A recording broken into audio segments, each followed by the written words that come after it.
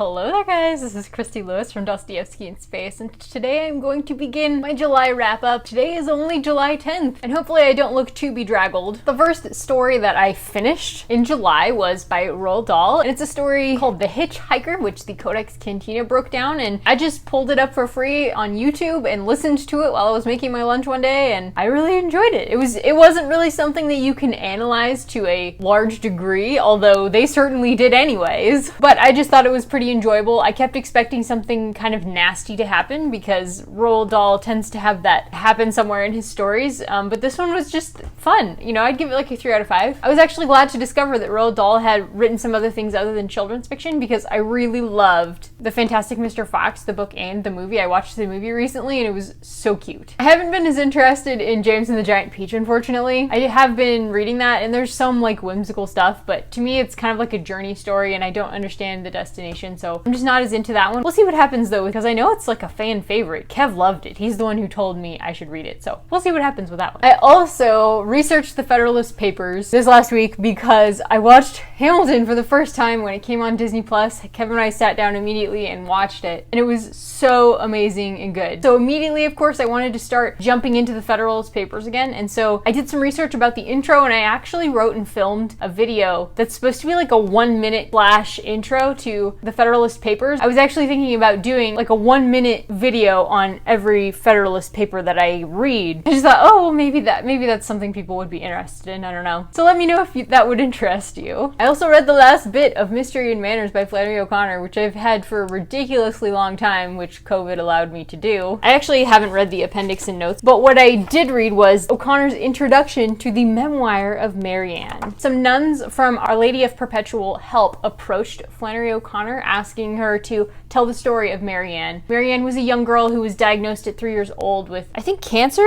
They gave her like 6 months and then she ended up living 9 years more. And so her life just made such a mark on the people around her. She was living with the nuns who were taking care of her, and she just had such a vibrant, rich life that the nuns decided they really wanted to put out a memoir on her life. They were like, Flannery, would you write the story of this wonderful angelic little girl? And Flannery was like, Stories of pious children tend to be false. What is written to edify usually ends by amusing. For my part, I have never cared to read about little boys who build altars and play there are priests, or little girls who dress up as nuns, or about those pious Protestant children who lack this equipment, but right in the corners where they are. Oh, Flannery. So yeah, she was like, I can't write the story for you. It'd be much better if you guys wrote it, and they asked her to write like a fictionalized version. She's like, no, tell the true story of what happened with Marianne. You guys write it, and if you write it, I will edit it for you. And she thought that was like safe, you know, like there's no way they're gonna write all this down. Well, they did, and they sent it to her, so she had to sit down and read it and edit it, and she wrote this introduction to it. And even though the writing was pretty terrible, they did get across the mystery of Marianne's life. And mystery, as we know, Mystery and Manners is a big deal to Flannery O'Connor. There's some other interesting things of note in this introduction. She says, the creative action of the Christian's life is to prepare his death in Christ, and Marianne's life was an education for death. But it wasn't an unobtrusive life. It was full of parties and dogs and friends, just a really bright life. It wasn't a wasted life. And I think that's part of what the memoir is supposed to get across. Flannery really takes exception to the idea that, you know, oh, why would God even let someone be born who was just gonna suffer and then die at such a young age? And she's like, no, this life was valuable. One of the tendencies of our age is to use the suffering of children to discredit the goodness of God. And once you have discredited his goodness, you are done with him. In this popular piety, we mark our gain in sensibility and our loss in vision. If other ages felt less, they saw more, even though they saw with the blind, prophetically unsentimental eye of acceptance, which is to say, of peace. In the absence of this faith now, we govern by tenderness. It is a tenderness which, long since cut off from the person of Christ, is wrapped in theory. Tenderness wrapped in theory. Isn't that such an interesting idea? I totally think that characterizes our age. When tenderness is detached from the source of tenderness, its logical outcome is terror. It ends in forced labor camps and in the fumes of the gas chamber. I'm not sure what the connection is between tenderness wrapped in theory and the Holocaust, but she's drawing some kind of connection there, and I don't understand that. Maybe it's part of the mystery. There's so much I don't understand, but that's something I'm gonna have to research because it's just too intriguing to let it slide. I need to read her letters and some other stuff by her. And the last thing that I just finished today, Foundation by Isaac Asimov, which is a book that I was reading with my writing group. And I'm so glad we read this together because it was very interesting. I've been wanting to read more foundational sci-fi, and I'm pretty glad that I have now. I would really like to finish this trilogy. Foundation is about a man named Hari Seldon who predicts that humanity's current empire will fall, and that there's going to be an inevitable decline in several thousand years of barbarity coming, like a dark ages, all throughout all the planets that used to be connected as part of the empire. And his goal is to lessen the time period that we will be in those dark ages as a human race. And this book is actually several short stories that were published. I think all of them were published separately. The first one was published in 1941, I think it was, when he was like 21 or 22. So he was really young when he got the first story of Foundation published. All the stories, 5, he wrote one prequel to the first one that he got published. They were all published at a later date as a whole book. The story was actually inspired by Asimov's reading of the decline and fall of the Roman Empire. And once his trilogy was later finished, it was given the Hugo Award for Best Ever Series, or I didn't even know there was an award for Best Ever Series, but apparently there is, and he won it in 1966. Oh, Best Series of All Time is what it's called. And although this is definitely a very old school feeling story, there's still a lot to like for modern audiences. I just want to tell you a little bit about Asimov. So he was born in Russia actually in 1920, and he moved to the United States when he was 3 years old. He actually worked with Robert Heinlein, which is another famous science fiction author. I have one of those books. Stranger in a Strange Land, haven't read it yet. They actually worked together at a naval aviation experimental station. Wow, that's quite a name. Anyway, they worked together there. And Asimov began selling short fiction at 19. And in this particular trilogy, he actually predicts that nuclear power would become a force to be reckoned with in modern life, and he was absolutely right about that. I'm definitely interested in reading further in this series, even though honestly the ending was a little bit disappointing to me, and I don't want to tell you why, because that would be a spoiler. But it had a lot of interesting ideas, and it's definitely my type of sci-fi. It's very much an idea type story, so there's not a lot of emotional back and forth. There's literally no women characters, I think, except one that is named. So there's just not a lot of emotional romance, drama kind of stuff. But that's all for now. I hope you enjoyed this wrap up, and I'll talk to you in a few days. Hey guys, what's up? I'm just laying in bed. My back's kind of hurting, but that's okay. When my back hurts, I just lay in bed and read, and it's wonderful. So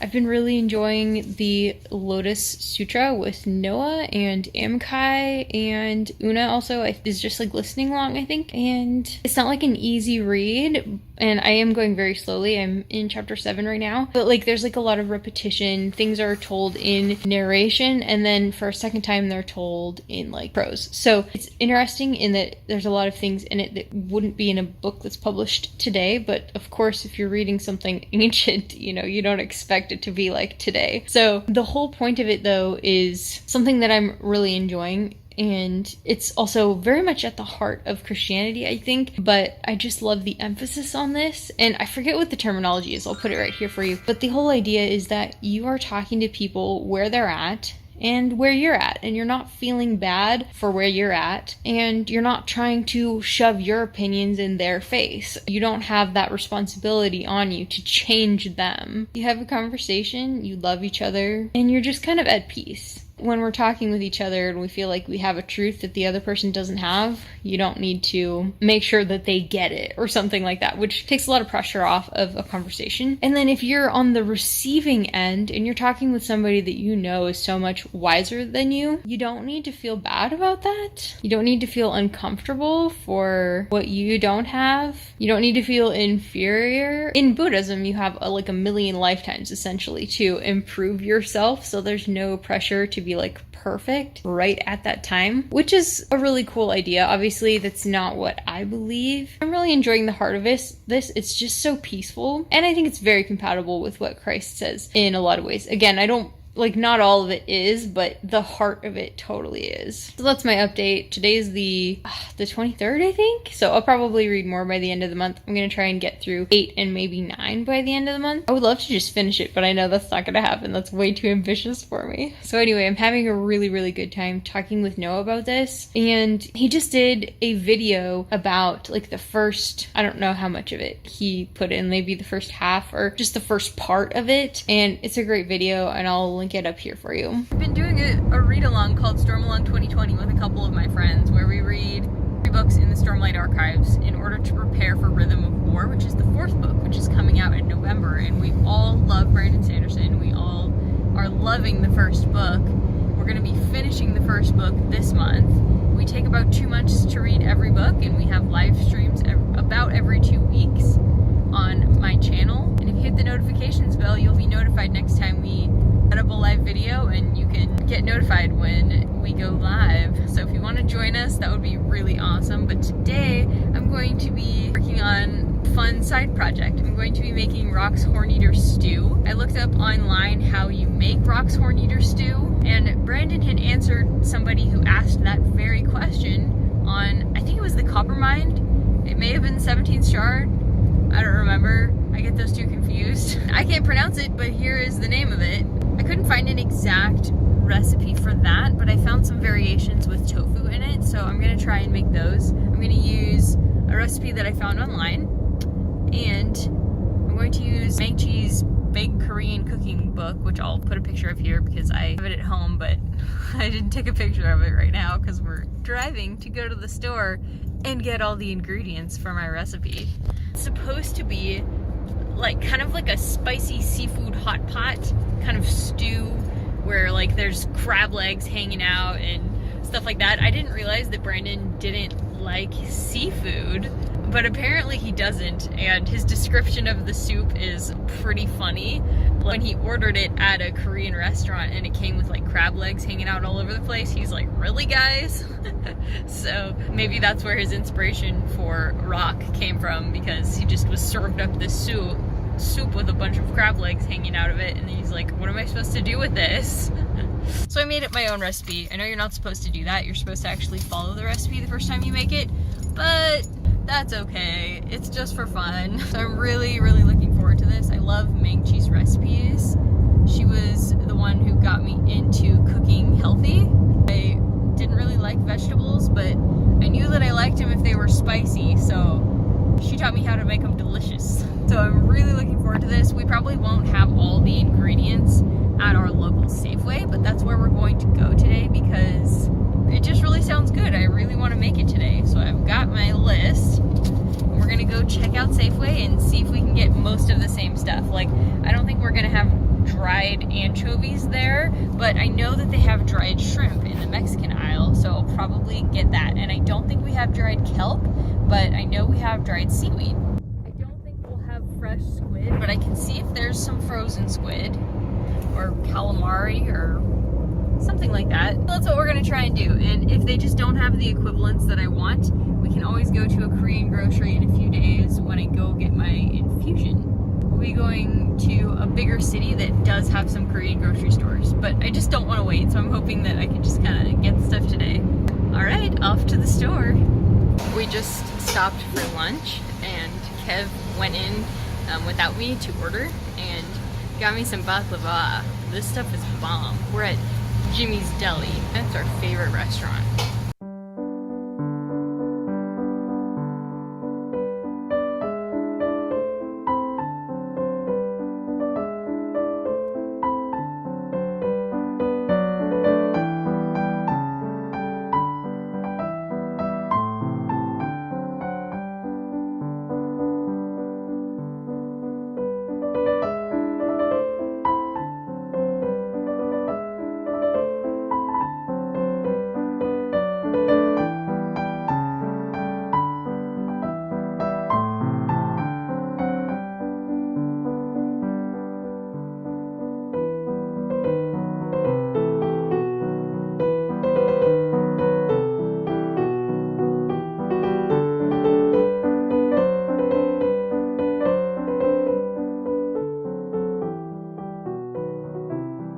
Hey guys, what's up? I'm about to start cooking. I have to set the clams in a big salted bowl of water so that they will spit out their sand. I'm going to defrost and then deshell some shrimp, and then I'm gonna have to boil the shrimp shells to make my broth because I could not find any dried seafood in order to make a broth with it. So here we go.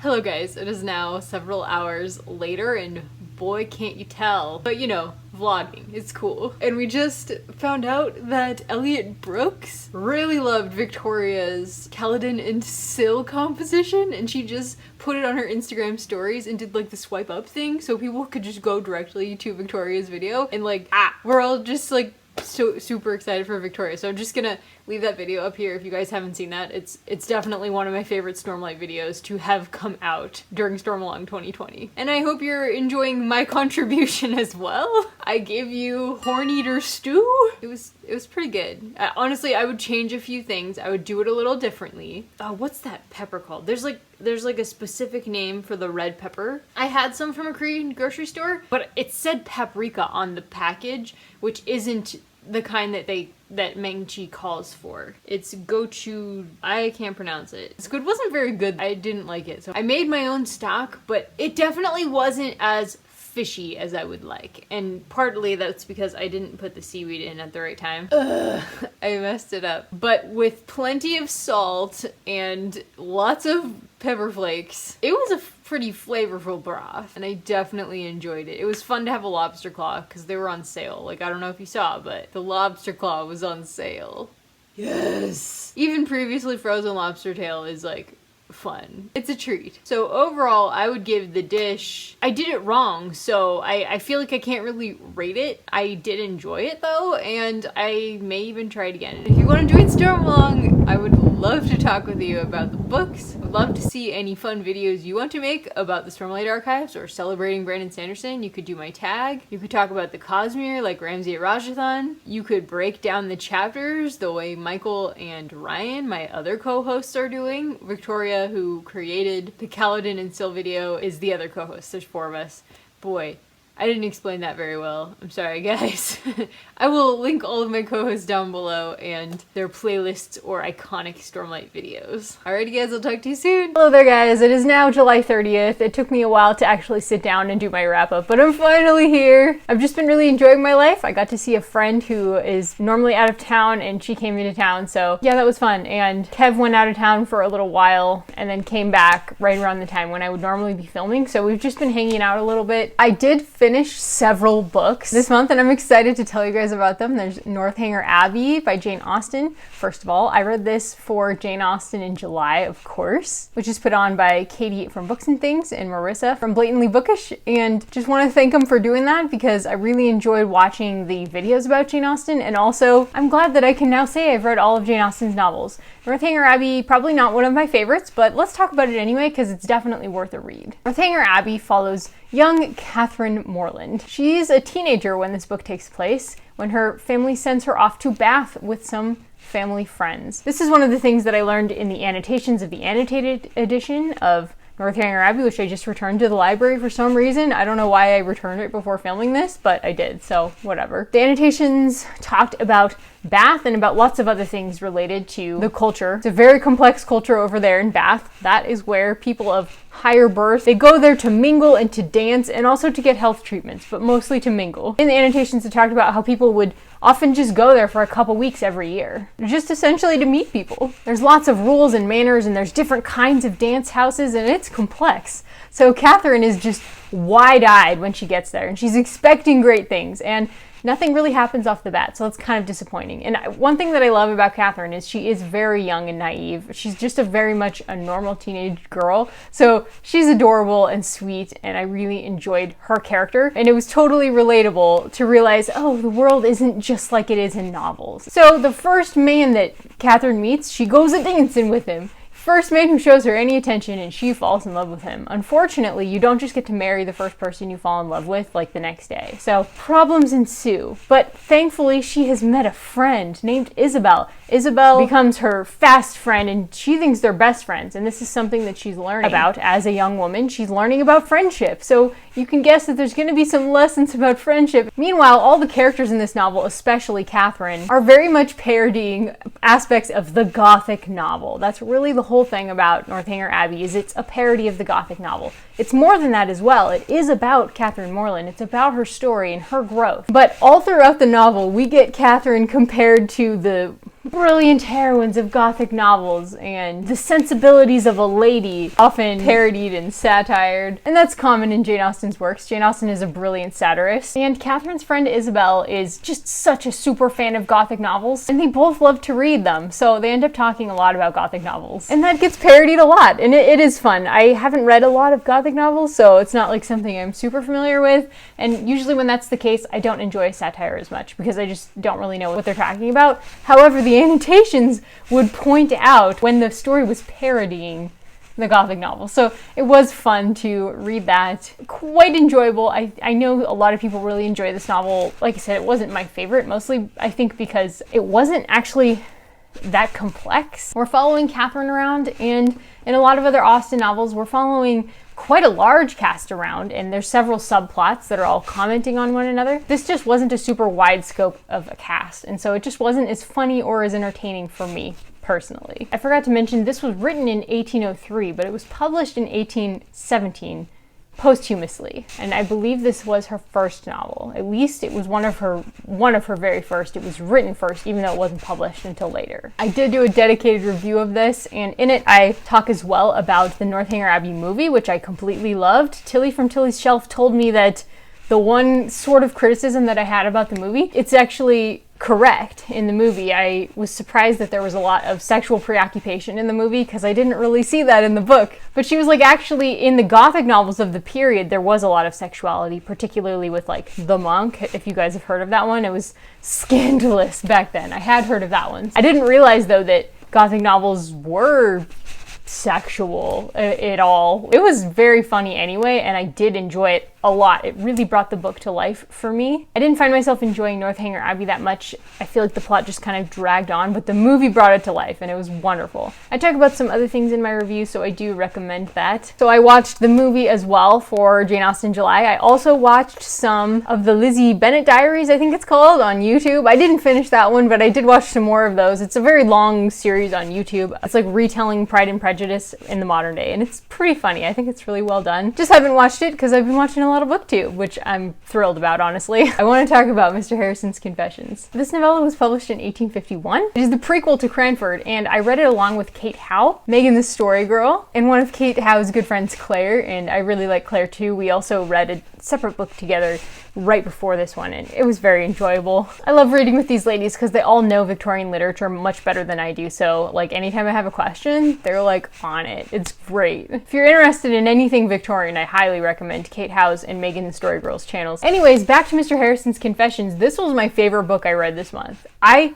loved it. This will not be my last Gaskell. I want to jump into one right now. I want to jump into Cranford right now. Definitely, if not before Victober, I will read a Gaskell for Victober. She could potentially be one of my favorite new authors. I mean, she was that amazing. So let's talk about Mr. Harrison's Confessions. This is all about a country doctor who is lured to the country by the promise of working in a practice with another doctor. So he goes, and unfortunately for him, every woman in this rural area wants him to marry her or her daughter. The romantic entanglements are just... plot is so complex. I loved it so much. Mr. Harrison is apparently one of the favorite characters in Cranford, and it's called his Confessions because he's describing the days when he used to go around looking for a lady friend. He is in love with someone in this book. It's about him finding this lady and wooing her and what happens in the meantime and how it turns out. It's a romp, let me tell you. This is so funny. Elizabeth Gaskell has a really great way of pointing out human foibles, and there's just a lot of wisdom about human nature, and there's so much symbolism. So ever since I started watching the Codex Cantina, I started looking for symbolism in books. Well, there's symbolism in this book. There is symbolism in every chapter, and you can trace it. Like, sometimes the weather will help you predict what's gonna happen, and sometimes it just kind of emphasizes what's going on in a scene and tells you more about it. I loved it. I've never been able to really pick out symbolism throughout a whole story before, but I think she just did it so well that it was really easy for me to pick it out and to predict, and not that that ruined any of the surprises. It totally didn't. It was wonderful. I had such a good time with this book. This could be a top contender for my favorite books of the year. We'll have to see. If I read another Gaskell, that one might top it. I don't know. I also read Sweat by Zora Neale Hurston, and I read this along with the Codex Cantina because they put out a review and discussion of it this month, which was wonderful to watch. If you're looking for short story read-alongs, I do recommend their channel. That's just something really fun that they do. This story, wow. This was published in 1926. It's about a woman named Delia. She's a black woman, and she is trapped in an abusive marriage. And she's also oppressed by Jim Crow. She's oppressed by other black people who don't care enough to help her. One day, her awful husband brings home a snake just to scare her because he knows that she's terrified of snakes. Symbolism much? One day, the snake gets loose. Yikes! If you want to find out what happens, I recommend going and checking out the story and also watching the Codex Cantina's analysis of it because it is great. Zora Neale Hurston gets really into religion here, and Una really pointed out that she really grapples with it here. I mean, it's like heavy and deep, so I'm not going to try and explain it, but if you want to, I do recommend that video. The story is actually told from several different perspectives, which from my experience is kind of unusual for a short story, but it does that in order to highlight different social and emotional truths, and it's just done with so much skill. It's a riveting and terrifying story, and it's also very convicting because it critiques two institutions that I love, which is the church and the government. I'm a big fan of the American government and its founding documents and founding fathers, and I think America's an amazing place, but we have some bad mistakes in our past, and they're still haunting us now, and they'll probably haunt our future unless we deal with them. I also read I think 4 chapters of the Threefold Lotus Sutra, so I'm on chapter 8. I might even read that today. Oh, it's really short, holy cow. And the group is very kindly waiting for me. They're all ready to keep reading, and I'm like, well, I'm still in chapter 8, guys. But honestly, this is so deep. It's just deep. It takes me days. Anytime I read a chapter of this, I have so many questions and I have to think about them. I have to take notes on it. I have to listen to Noah's discussion lectures in the Voxer several times usually. But I really appreciate that they're going slow on this with me. The discussions with Noah are such a huge highlight. We recently discussed the 3 dispensations of Buddhism and also the goals of Buddhism, which is essentially to save everybody from suffering. It's not actually to reach nirvana. There's some forms of Buddhism. I think it's, let's see, there's Mahayana. I'm not gonna try it, I'm sorry. There's 3 kinds though, and the original kind said, yeah, we want to reach nirvana, that's the goal. But the great vehicle, Mahayana Buddhism goal is to save everybody from suffering, every consciousness. So Buddhists don't just go on to nirvana once they're enlightened. They stay in the world and they try to save everybody, and they just stay and keep saving people, essentially. So that's kind of sweet, and I think the world can use a little bit more of the tactful way. The tactful way is probably my favorite thing about this Lotus Sutra so far. It's all about teaching good communication so that people can actually learn truths instead of speaking in anger, because speaking in anger, it might get somebody's attention, but you're not going to convince them of anything. So that's what it's about, and I love it. I also read 26, 36, 40 chapters, I think, of 2 different novels of my writing partners this month, and I critiqued them, and that was a blast. I really like my writing partners. I'm so thankful that I found them. I'm just, honestly, I was praying for some writing accountability, and they have really provided that for me. I would love to actually finish my novel in time to write another one during NaNoWriMo. We'll just see what happens. I also read Nahum this week. Nahum is a prophet, and it was a very short book of the Bible, and dang, if I had my notebook, I could tell you more of what it was about. I read that mid-month, and then I read Zephaniah, which they weren't like that different, honestly. All the prophets sound very similar to me. Usually it's calling Israel from some kind of idolatry or sin and just calling them back and saying, well, you might have some judgment first and then God will save a remnant of you. And that's kind of like the pattern in most of the prophet books. I also read some of 2 Corinthians and I read some Psalms. I think I finished Isaiah. Read lots of Bible this month and that was great. I had been struggling with that earlier in the month, and then last month I was just struggling to focus, struggling with social media brain. Getting that time back in the mornings in the Bible, it really calms my mind down and I can focus better during the day, which is just so nice. I also read some of How to Be an Anti-Racist. I'm not sure if I'm going to finish this one. I'm only a couple chapters in and I just don't really agree with the definitions of racism that he's giving, although I think they're interesting. I feel like I just need to understand the history better before I can go and read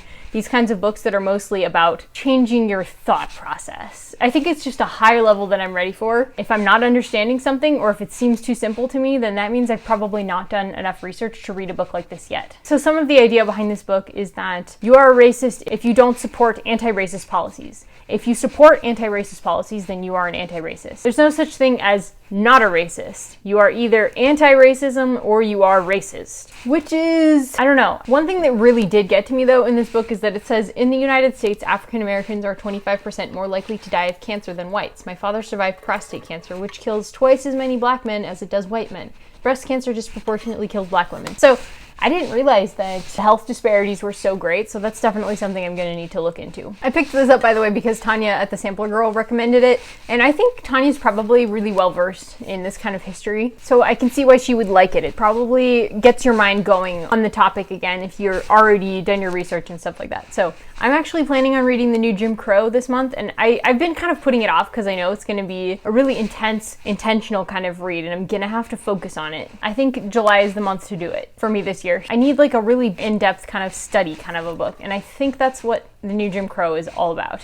I liked this though. The movement from racist to anti-racist is always ongoing. I think that's very true. Everybody has biases, and you have to just keep working to get rid of those false biases. And another way to say that is you just keep searching for truth. I think if you keep searching for truth, you're gonna be okay. I also just read The Vile Village, which is the 8th in the series of unfortunate events by Lemony Snicket, and I buddy read this with Danny from Sminelli Speaks, which is really fun because she loves the series as much as I do. This series follows the Baudelaire orphans after their parents were killed in a fire. They live with several different guardians, and this evil Count Olaf, who is their guardian in the first book, ends up chasing them around to various gardens in various disguises, trying to steal their fortune. It's delightful. The voice and tone of this book is just so funny. I've done reviews of this before in my Relaxing Reads series. In this case, the orphans go to the Vile Village because the title of the village is VFD, and there's some secret organization called VFD, which we kind of find out little bits and pieces about throughout the series. It's kind of the thing that ties the series together to some degree. So in this volume, we have the typically trash newspaper. The newspaper always sucks, which I think is great because you have to read so much news in order to actually understand what's going on, because nobody has just a straight shoot of it. There's all this history that's built up behind it, and if you're not aware of the history, it's hard to interpret the news. So I think it's really funny that the news always makes mistakes about them. Love it. It's perfect. In fact, that's a big theme in this book, is that all the institutions that they run into, all of the adults in their lives, anything that is supposed to take care of them fails completely. It just sucks. They all suck. We also have Count Olaf in a disguise, and the disguise is funny. He's actually not as big of a part of this novel as he is some of the other novels. There was a lot to enjoy about this one. I particularly enjoyed their guardian in this one. Hector is the typical helpful, unhelpful adult, which is a term that Danny coined, which I think is so great. All of the adults are helpful, unhelpful adults. He's a very nice man. He does make them huevos rancheros. He does care about them, but not enough to break them out of jail when they're jailed on false pretenses about to be burned at the stake. Not enough to speak up for them in front of the council because he's afraid of them because they can burn you at the stake. Not enough to stay awake and help them look for clues because, I don't know, Yeah, he's an unhelpful adult. Regardless, he is one of the nicer guardians in this series, and I think they appreciate that because they are very nice children and they don't hold it against you when you fail as an unhelpful adult. That's all they have experienced since their parents died, so they appreciate a little bit of kindness. The structure that particularly fails the children in this novel is the Council of Elders. I think it's really funny that the only thing that they ever do is agree on pointless or obvious things, or even harmful things. Let's burn him at the stake! We haven't burned anyone at the stake for a long time! Several members of the council nodded their heads. That's a good point, one of them said. There's just so much animation and humor in these books. There's a lot of symbolism in here as well. Like the crows are symbolic for tricksy things and people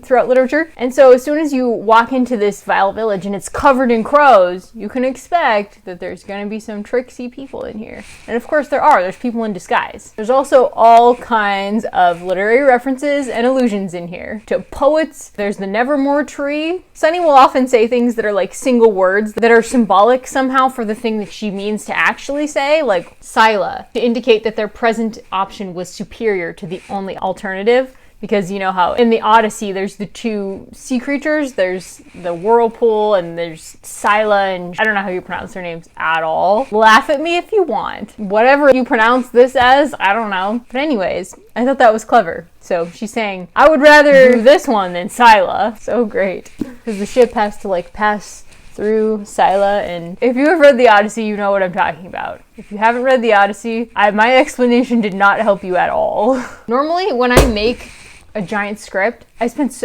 hours and hours and hours writing the script for this video, and then I spent so long writing the script that I didn't get to film it that day, and it's been several days since I wrote it. So I'm having to try and like refresh my memory about the script, and I'm just not good at that. I have to film when it's fresh. Promise of Blood by Brian McClellan. I really liked this.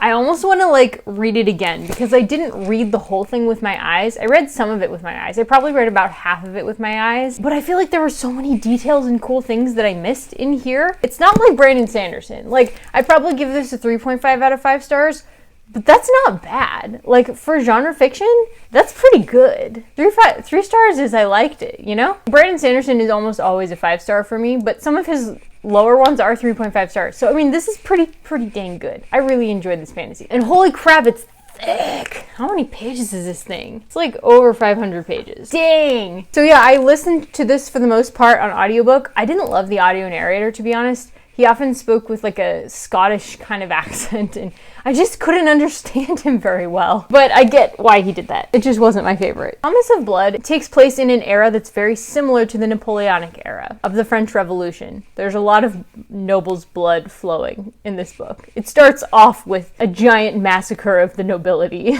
The Age of Kings is dead, and I have killed it. So we see the story from the perspective, a lot of the time, from the guy who killed the Age of Kings. His name is Tamis. His son Taniel is another character. Taniel works for his father, but he's very different from his father, and he kind of wants to separate himself out morally from his father, because Tamis is the one who is willing to commit bloodshed in order to create a better world for the commoner. I don't think he's looking at a democracy necessarily, but he's trying to get rid of the nobility thing, even though, I mean, he's pretty much in charge. He's got like a military government going on in this book.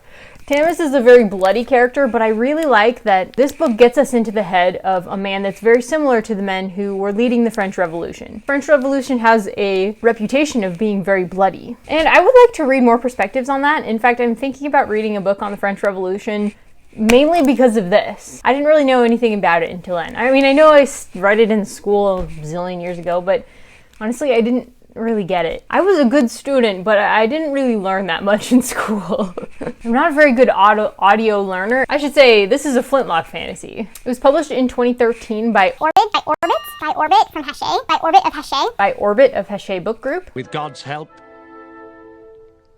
we shall prevail.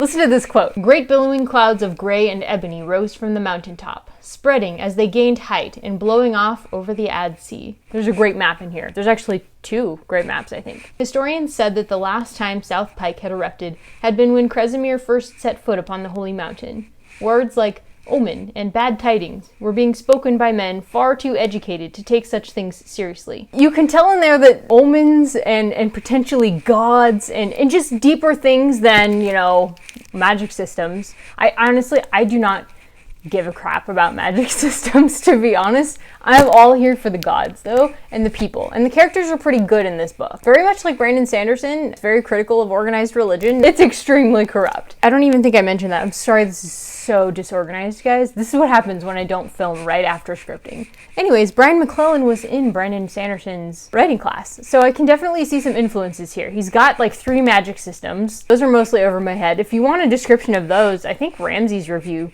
talks about them more. I'll link that down in the comments with you. That's right, I didn't even say. I read this with Ramsey from Rajathon for his book club. He was doing his book club on Book E Club, but right now we're mostly doing it on his Discord. Epic battles, political intrigue, magic systems, gods. One of my favorite characters in here is a god reincarnated. He's hilarious. He becomes the cook in Tamas's army, and he just like makes this wonderful, delicious food out of nowhere, and everybody's like, oh, he must be knacked. Like, that's one of the lower magics. There's a lot of great characters in this. Yeah, I really enjoyed this. I would like to continue this series. And when I say this is good at character, this isn't literary at all. It's a lot like Brandon Sanderson in that it's very engaging. There are definitely characters, and this is more historical based. This isn't as magical as Brandon's books, in my opinion.